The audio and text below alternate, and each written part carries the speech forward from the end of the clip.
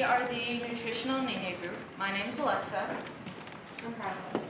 I'm Laura. I'm Alexis. I'm Hilan. I'm Clark. I'm Anisha. I'm Natalie. I'm Gab. I'm Angie. I'm Ari. I'm Beauty. And our presentation is on nutritional anemia and how it affects people not only in the United States, but as well around the world. So we've kind of split our presentation up into several parts. We have the general overview, our prevention workshop, our treatment workshop, and our health literary workshop along with our reflection. So, you may be wondering, what is nutritional anemia? Nutritional anemia is a subcategory of anemia that is caused pretty much by poor diet. So, like a lack of variety in your diet or lack of hydration, lots more can influence an individual and make them susceptible to nutritional anemia. Now, anemia consists of 4 groups. First of all, anemia is a condition in which individuals lack enough healthy blood cells to carry oxygen throughout the blood. These 4 groups consist of iron deficiency anemia, which is the most prominent anemia type and impacts the most individuals worldwide, including Nigeria, and folate deficiency anemia, which is also a condition in which an abundant amount of red blood cells are created, and they are kind of faulty red blood cells as a result of a lack of the vitamin B12.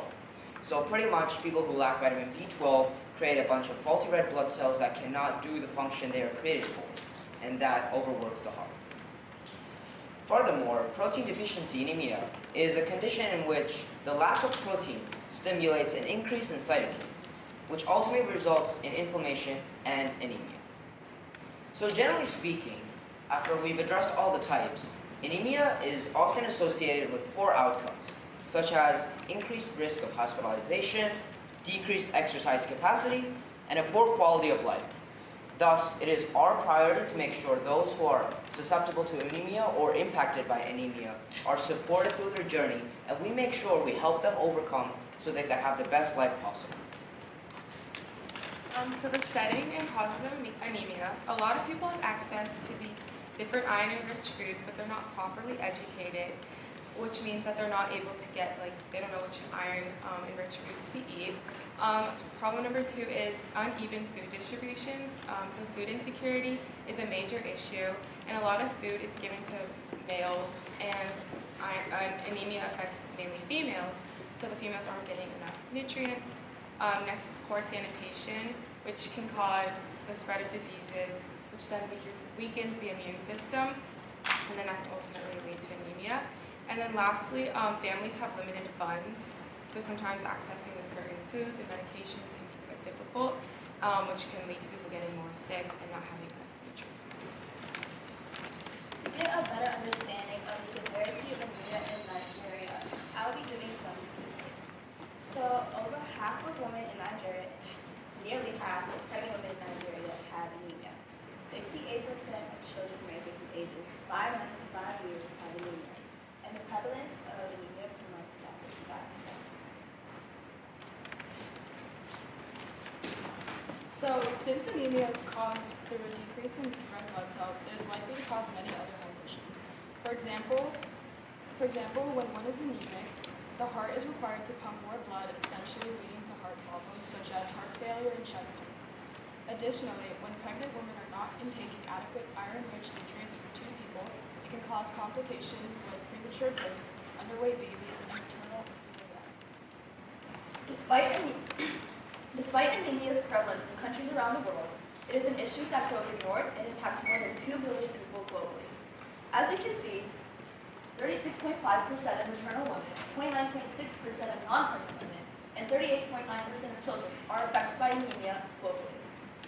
Due to the neglect of anemia as a severe issue, many people are living with iron deficiency, which can lead to many other health issues. This essentially ranks iron deficiency as number 9 among 26 risk factors and accounts for 841,000 deaths. As we have seen throughout our statistics, we can clearly see that there is a pattern that anemia mainly affects women and children. This is why we're targeting women and children throughout our activities and lesson plans. But also we wanted to highlight that in this country specifically, women are known to be the ones who cook in the house. And since anemia, specifically nutritional anemia, is centered around having a well-balanced meal, they will be in charge, for the most part, of having that ready for their family. So first we're going to focus on the prevention workshop. We've broken it down into 3 separate categories where we're focusing on specific parts, such as introducing iron-rich foods that they already know, such as beans and rice, which is something that is culturally known to them, so we're not exactly changing it. Next, we want to introduce high vitamin C foods and drinks, such as oranges, orange juice, or other fruits that can help improve the amount of nutrients and iron that they absorb in their bloodstream. And trying to help them stray away from coffee and tea as an everyday or multiple times a day drink that actually reduces the amount of iron that enters your blood system. Current prevention programs. So one of our first ones we put on the slide was the United Nations World Food Program, and like their name, they help with providing food to those in need. Specifically in Nigeria, they have a center there. There's also the Mercy Corps. They rebuild local communities, which is extremely important because if you don't have a good livelihood, you don't have a good place to stay, it's going to be hard for you to get food, which is all that nutritional need is about. And then there's care. They facilitate more education for children and help provide livelihood opportunities again. Education, as you mentioned before, is extremely important because they have iron-rich foods, they just don't know they need them. Well, the last one is the Health Reform Foundation of Nigeria, and they're all about reforming the public health system of Nigeria and making it so the public health there is increased and better. So with our group workshops, we're trying to focus on having them improve their diets, not just changing them entirely to something that they're not used to.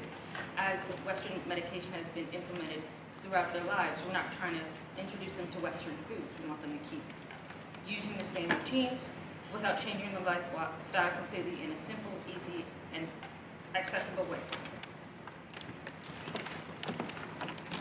So above are all the materials that we will be using during the workshop. Some of these materials include iron-rich foods, and others are utensils that participants will be using throughout the workshop. For activity 1, the goal will be to make 2 piles, one of cards that are iron-rich foods and ones that do not have as much iron. This will help them differentiate which foods can help prevent nutritional anemia. So the second game is going to be called the Vitamin C game, in which participants in an original group of 6 volunteers will then participate in the vitamin C game, which in a sense is there will be duct tape on the floor, which will sort of visualize a red blood cell. I mean, not a red blood cell, sorry. A red vein where blood cells carry nutrients throughout the body. And in this game, there will be 3 participants that will play the role of the vitamin C molecules, and there will be 3 that will participate as the iron molecules. And from there, the vitamin C molecules will have to, in a sense, make sure that the iron-rich molecules will be able to complete their tasks, which will essentially be getting the door to a key, and a key to a door. And from there, they will cheer on, vitamin C molecules will cheer on the iron-rich molecules so that they complete the game and so our third activity, participants will be given a plate of rice and beans, and from there they will go to this buffet catering table, which will have iron-rich foods like red peppers and oranges and other things like that. They will be able to choose what they decide to add to their foods. And from there, they will see that not all iron-rich foods are expensive, because red peppers they can find in Nigeria for a low or a basic price. I mean, yeah, and so from there, participants will then eat the food, and they will see that the iron-rich foods do have a great impact, and they are delicious. So next is the chamber workshop. So I will be talking about the chamber methods we will be discussing in our workshop. So first, for mild cases of anemia, we are trying to target the nutrition by making sure they know that they're eating iron-fortified foods such as green leafy vegetables and meat. For moderate cases of anemia, we want to maintain that balanced diet as well as some iron supplement. The last treatment is a blood transplant, but this is for only severe cases of anemia, which is what we were trying to prevent in this workshop. So the goal of this workshop is to prepare anyone with the knowledge of nutritional iron deficiency anemia. We provided 3 ways to educate participants on the treatment and reduce the number of Nigerians prone to getting anemia. It is important to educate those on the treatment to avoid blood transfusions, as Haywan just said, which is costly and needed when a patient has a significant low blood count. So in order to avoid this, we want to inform. So our first workshop is a pre-post test. Our second is role play / discussions, and then our third is brainstorming.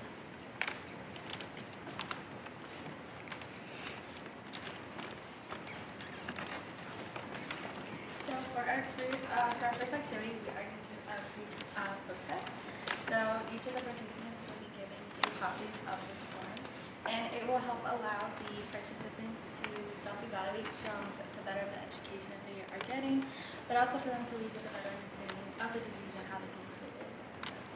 And with our second activity, it will be scenario cards. So each of the participants will split into 3 groups, and each group will get a set of scenario cards to go over and discuss with their teams. Participants will be able to experience a real-life situation, and they can use this to help build on their knowledge again, and as well as build their self-confidence to go over with their other teammates, as well as each other once they are finished. And now moving on to activity 3 with brainstorming. Okay, so to talk about the third activity for treatment, we selected the category of brainstorming, and the purpose of the brainstorming session is to help individuals from Nigeria to prepare to prevent their health from being inflicted with iron deficiency anemia. And in this workshop, participants will be split into 6 groups, and in these groups they will receive examples of iron-rich foods, vitamin C-rich foods, and with this new attainment of knowledge, they're expected to come up with new recipe ideas of ways to add these iron-rich ingredients. And the workshop will be beneficial in the end because they have the opportunity to input their learning experience into their daily lives and make a dish of iron-rich ingredients to prevent the ongoing disease of iron deficiency and anemia that's prominent in Nigeria. So now we know a lot about what anemia is and ways to treat it and our activities that we're planning on doing, but we haven't exactly talked about what the risk factors are. Some risk factors include people who loss of blood, so people who menstruate have a higher tendency to get anemia. Also, bleeding in the GI and abnormal stool are also some risk factors. And red blood destruction, because anemia is a disease where red blood cells is depending on red blood cells. So red blood cell destruction can also be a risk factor. Now we will be discussing health literacy. This workshop has been designed to place emphasis on personal nutritional education on anemia for maternal women, non-pregnant women, and children in Bauchi, Nigeria. It will help them learn how their body works and how anemia can have different effects on their bodily development. It will explain and teach people symptoms of anemia and their pathology in a culturally appropriate way, thus allowing participants to carry out their daily routine while also improving their knowledge. Culturally appropriate information and discussion. Nigeria has a culture that should be respected by not looking for ways to change their lives, but to help and inform them how to prevent anemia.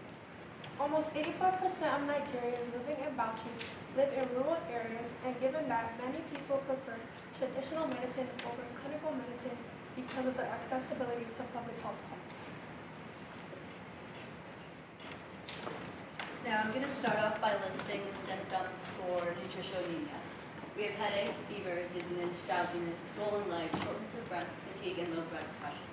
Now I want you guys to remember those symptoms, but if you can't, they're right up there.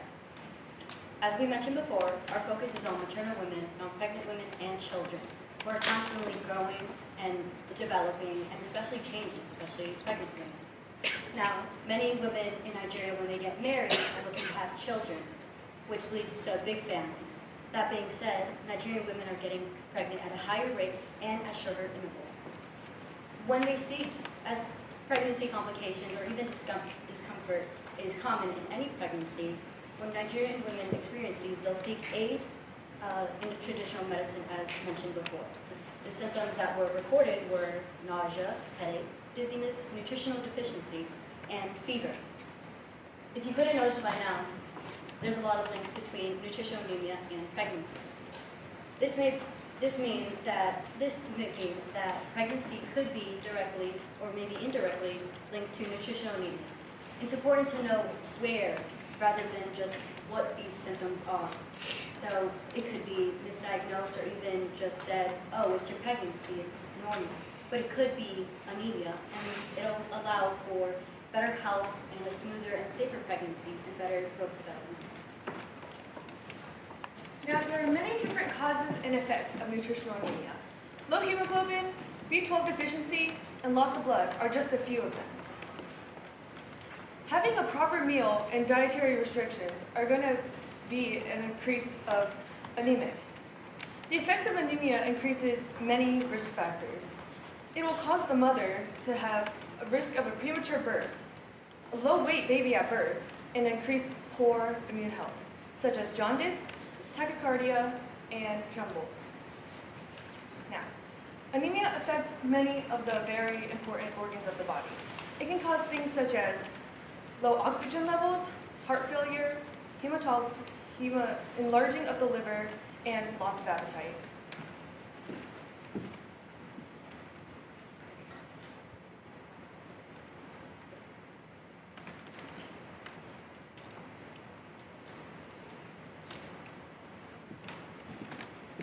By the end of this workshop and assessments, participants will be able to address certain symptoms to anemia and recognize iron deficiency in their bodies, while also understanding why having iron in your body is important. Participants will also create their version of a healthy meal containing iron and supplements to implement in their personal life and improve overall health. In our first activity, participants will get a better understanding of nutritional anemia's symptoms, their severity, their effects on the body, and which foods help specific body parts. This activity should take about 10 minutes. Participants get 2 handouts, and the first is a take-home poster identifying a clear definition of nutritional anemia with few symptoms like headaches, fatigue, weak muscles, and dizziness. The second is an anatomy poster with 4 parts of the body highlighted: the brain, the intestines, the muscle, and the heart. A box will be drawn from each body part, and in each box, different iron-rich foods are matched with the body part they benefit most. The boxes will be covered with slips of paper that hide the different foods, and the participants can apply what they have learned and guess which food is matched with each body part. Now, we have all heard what the My Food Plate is. We've either seen it or even discussed it. So for activity number 2, this one is meant for mostly children, but anyone can participate. The instructor will start by asking all the participants to think of a daily meal. That may be gari, spinach, fish, red meats, anything they may think right off the bat. The guide will then explain other iron-rich foods such as pumpkin seeds and potatoes, and how it all benefits the overall development. Then the participants will start by putting these small cutouts of different iron-rich foods onto the plates in a way that they'll feel comfortable with. Now, as you see, there's no restrictions on it, such as grains and proteins. This allows leeway for the participants to put the foods that they're most comfortable with without putting restrictions on them. All the foods are common and found at local markets, allowing them to interact, allowing better access. This activity allows them to interact and visually see the food in a fun and active way. After using previous activities to discuss what they learned regarding iron-rich foods and the impacts they have on the human body, the participants will then split into groups. These small groups will allow members to participate freely and provide a range of ideas regarding ways to incorporate iron-rich ingredients into their meals. In order to brainstorm ideas, all members will be given a market shopping list that is designed considering the geographic aspects of Nigeria. After brainstorming, the group will share their ideas amongst each other. This activity will promote healthy eating habits while also respecting their culture, specifically their traditional dishes. After completing the activity, all the members will be able to take home the market shopping list, which essentially provides them a list of iron-rich foods and make this more of a sustainable activity. So that was what we lesson plans, and in order to perform these lesson plans, we created a general timeline for the event. So the first step we want to do is contact LI, so that we can set up a day and time with our clinic, which we will be looking for. Step 2 is printing out all our materials, our brochures, all our activities that include paper graphics. Our third step is to order the materials such as the iron-rich foods and the utensils we will be using. Our fourth step will be to send out the invitations so that more people can come and get educated on nutritional anemia. And the last step will be to the day of the event, in which we will perform all three activities. One of the biggest factors we had in considering this workshop was how are we going to do this? How are we going to fund this? And LI so kindly is giving us $1,500 to do this, and we have 3 subgroups, meaning each group gets about $500, and they have a budget of $500. I'm from the treatment group, so I'll be talking about our budget. We spent roughly $255 in all the materials we need, so that includes flyers, posters, any handouts that will be given the pre and post test. And we have about $245 left over. Now, that can be used for any unexpected things that come up. And if nothing comes up, we'll donate all of it to the clinic that we're working with so that the clinic can decide what's in the best interest of them and their patients.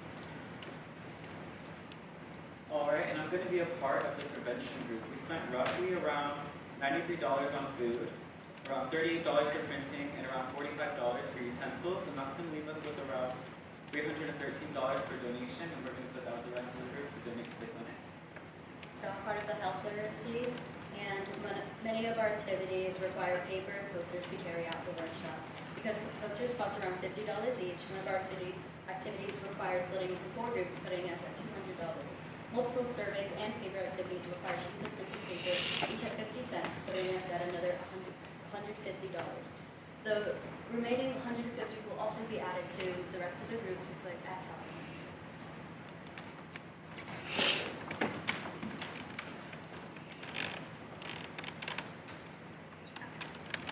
Bioethics. So when we were working on our activities for the workshop and just general sideshow, we realized there's a lot of cultural differences between the United States and America, and we didn't want to override their traditions or anything, so we had to work with them and make sure they still felt like they were able to do what they always had. The culture barriers, we understand that we cannot impose our own culture onto theirs because they would not be comfortable with it, and we'd just be adding more to the Western evilness, I suppose. Another thing is affordability. There's some things we can buy here easily, maybe they can't, and we had to make sure that everything there was affordable to them and was easily found at the local markets or wherever they were at.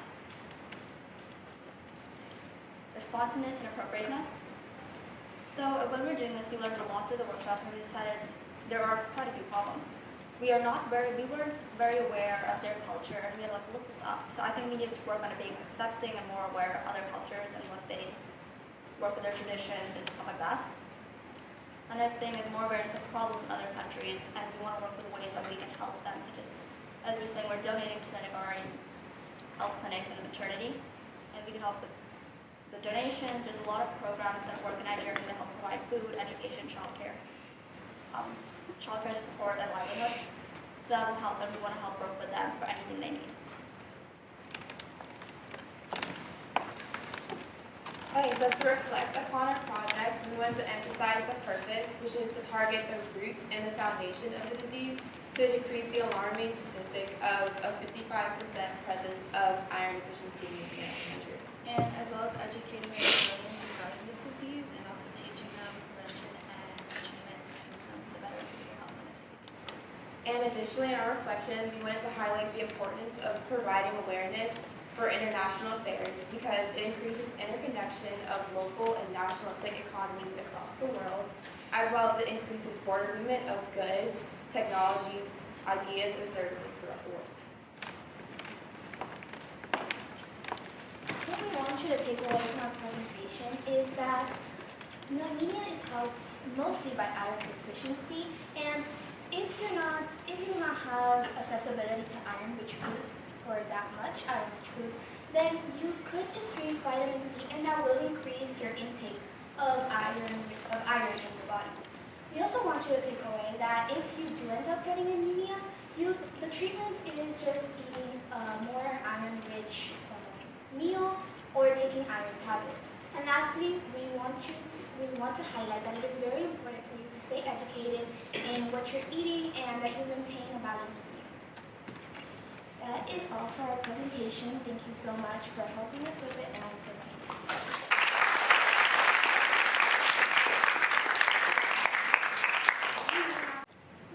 Thank you. Let's move on to feedback. Dr. Aisha, last one of the night. Okay.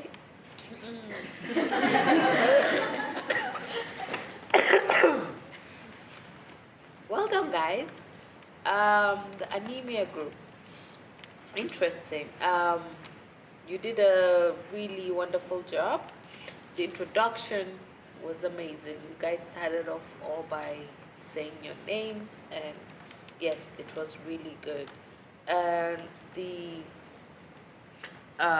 current prevention programs that was highlighted, it's a really good one. It means you guys really did a good job to research and find out what is currently happening, because proposes something that is already happening or that is already being done is more like doubling effort when you have the opportunity or the ability to do something else. So it's good that you know that there is already a current prevention program going on. No one made mention of vegetarians in Nigeria. I don't know. Umar is shaking his head. We do not have any vegetarians, though I just wanted to mention that everyone in Nigeria eats meat, and there's nothing like vegetarian. In fact, there was a joke I saw, like a video. A lady came to her father to tell him a really big news. She came as if she wanted to confess really something bad. It was a Nigerian dad. I think they live in America or something. So she came, she said, "Dad, I have a confession to make." And he said, "What is it?" "What?" "I have something I need to tell you." And she said, "Dad, I'm a vegetarian." And then the dad was shocked. He said, "What? How are you going to get married? How are you going to find a husband if you do not eat meat?" So really, we respect a lot of meat, red meat, white meat. We eat all of it. So I'm really glad you guys didn't mention vegetarians here, because nobody in Bauchi is a vegetarian, okay? So I wanted to ask why the budget for treatment or prevention is different, because I think it wasn't all written out. I think some had it on the paper. And why didn't you put it together? Since you're working as a group, you should have just put everything together and then just brief explanation, because I was finding it difficult to pay attention as to which one is for which. And yeah, so I couldn't really wrap my hands around it. And it was really, really good that you identified the vulnerable age groups and the categories, women and children. And it's a really good one. And when it comes to health literacy, and children really just pay attention to the parents or caregivers when it comes to anemia, because a child wouldn't prepare food for himself, wouldn't cook, so they are. And because you mentioned that children are less than 5 years old are mostly at risk, so a 5-year-old wouldn't know how to even pay attention to so many things that you're talking about, okay? So just divert more of your effort into the adults, the parents and the caregivers. All in all, it was really good. I like the presentation, the whole information was really up to date, and well done, guys. Keep it up. Thank you.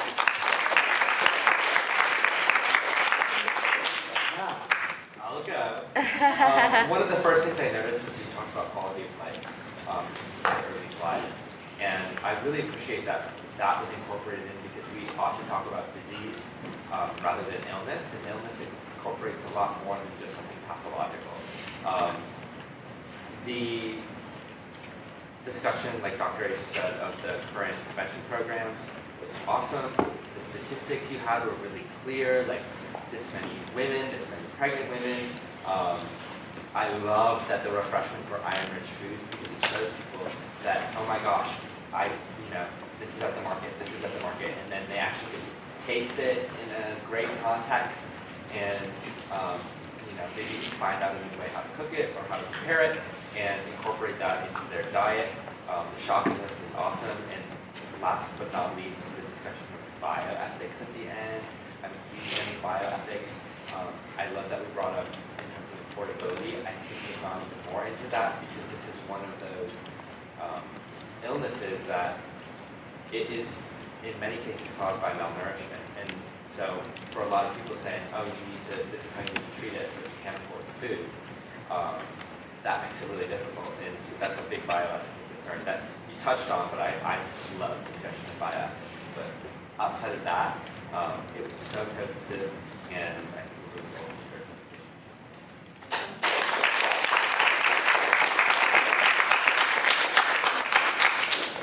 Now, come back to Umar. Everyone is expecting to see what I'm going to say about this. All right, so first thing first, I know you're going to put a lot of married men in trouble by giving them this market list, or shopping list, you call it. So, but it's really amazing how you actually spell out like the available resources around these people, tell them that these are really important, you can take like some of it and stuff like that. But what I'm expecting to see there is that due to the poverty level of people, sometimes all those things are really expensive sometimes when they're scarce, you know. So I was expecting kind of like you guys to give like minimum in a week you should take ABC, so that people can kind of like have a plan to see how they can make it, how it can be flexible for them. And for some reason, I don't know why you didn't use the pre and post test of your presentation, just to kind of like get to know the knowledge, the level of knowledge of the participants. You know, what do they know? What do they really know about nutritional anemia or something like that? But it's totally fine. But it's a good tool for you to kind of like know your audience. What can you really make more emphasis on?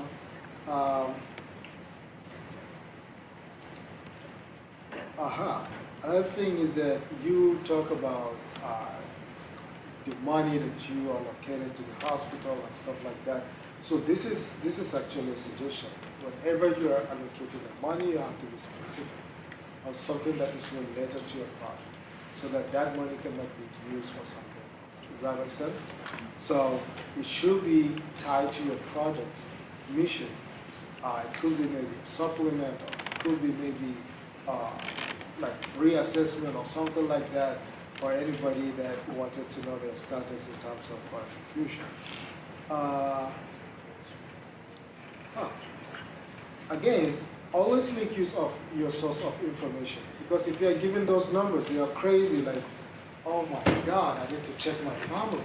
Are they part of this or not?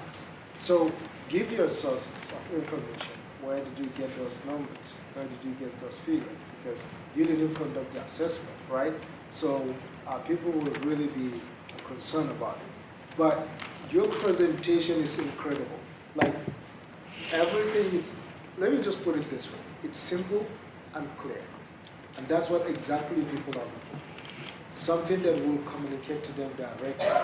Your project coordinators will not suffer in terms of spending out technical times a lot. So it's more or less like a very flexible presentation that these people will understand your message and they will take it really, really serious. Especially the women will love this. Women, they like shopping, you know? So, so nice presentation, guys. Wonderful job. And I'm really proud that you were able to pull these things together in 1 week. Really? Of hard work. This is really incredible. This is to tell you that you really have a very special brains here. And thank you so much for doing that. right?